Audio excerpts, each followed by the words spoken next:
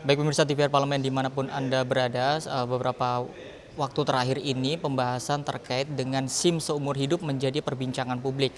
Hal tersebut diakibatkan dengan adanya statement anggota Komisi 3 DPR RI di dalam ruang rapat sidang, di mana menyampaikan statement terkait dengan perpanjangan masa SIM menjadi seumur hidup. Lalu seperti apa tanggapan dari Komisi 3 DPR RI? Saya akan menanyakannya langsung kepada salah satu anggota Komisi 3 DPR RI, Bapak Arsul Sani dari fraksi Partai Persatuan Pembangunan untuk daerah pemilihan Jawa Tengah 10. Baik Pak Arsul, Pak, terkait dengan perpanjangan SIM ini menjadi seumur hidup, kira-kira seberapa urgensinya Pak? Ya, soal keinginan agar SIM ini berlaku seumur hidup kan memang dilantarkan oleh beberapa anggota Komisi 3 DPR RI pada saat rapat kerja pengawasan dengan Kakor Lantas Polri ya. Nah, tentu karena di DPR ini ada 9 fraksi, ada 53 orang anggota Komisi 3, pendapatnya bisa berbeda-beda dan juga ada variasinya tentu kalau berbeda. Saya termasuk anggota yang kalaupun misalnya mau diintroduksi ya soal SIM seumur hidup itu harus dengan syarat-syarat tertentu yang ketat ya.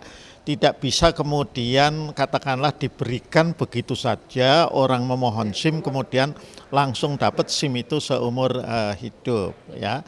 Nah, apa syarat-syarat itu? Kalau menurut hemat saya pertama kali orang mendapatkan SIM itu 5 tahun dulu ya. Nanti setelah 5 tahun dievaluasi ya, apa catatan-catatan pelanggaran lalu lintasnya ada atau tidak ya. Mulai dari katakanlah tidak tertib di jalan, kemudian mengemudikan berbahaya yang menimbulkan tabrakan dan sebagainya, itu semua harus dievaluasi ada atau tidak. Setelah itu ya, itu bolehlah dikeluarkan, tetapi itu juga kemudian tidak ada evaluasi ya.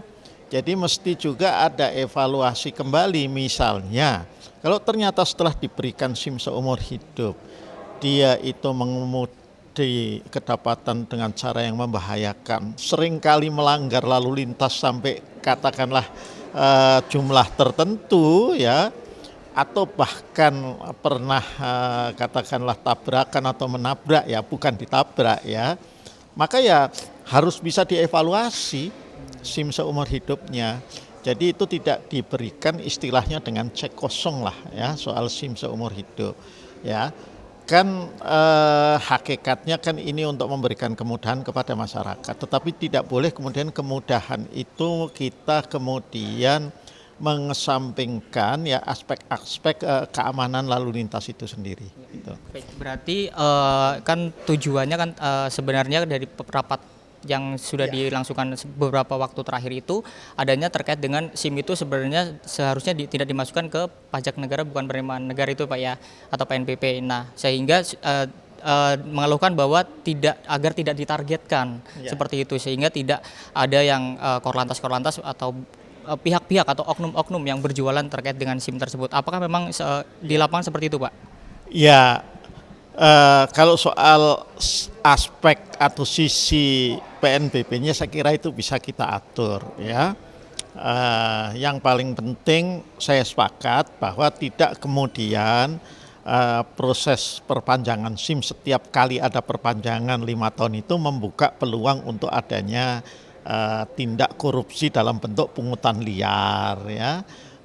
Dan kemudian katakanlah juga jual beli proses mendapatkan SIM karena sebetulnya tidak lulus tapi kemudian menjadi lulus dan lain sebagainya. Jadi itu hal-hal yang saya kira juga memang harus kita atasi ya. Tetapi mengatasinya tidak kemudian dengan secara simpel mengubah SIM itu dari 5 tahun menjadi seumur hidup tanpa kemudian syarat-syarat tertentu.